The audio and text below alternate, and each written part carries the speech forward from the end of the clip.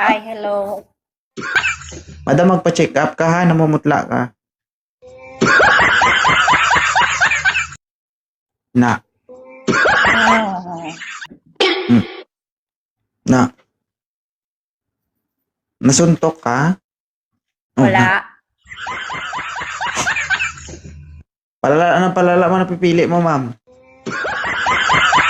Tanggalin mo na lang kaya. Yan. Yan. O, di ba mas maganda? Taga saan po kayo? Ganda. Ano po, taga Mindanao.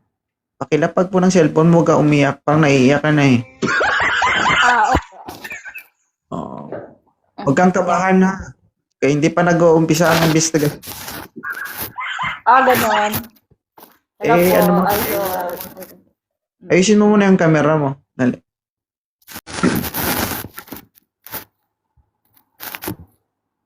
Yan po. Ilang taon ka na? 42. 42 din. Ilan po anak? 3. OFW. Yes. Anong masasabi mo sa sinabi ko kanina? Mabuti. Mabuti. Anong mabuti doon? Mabuti yun kasi mas mabuti yung unahin mo muna yung sarili mo bago yung iba. Ilang taon na po kayo? 40. Tama? 42. 42. Ilang taon ka na sa ibang bansa? Maglilimang taon na po. 5 taon. Ano yung naipon mo sa loob ng 5 taon? Ano po, bahay. Good job.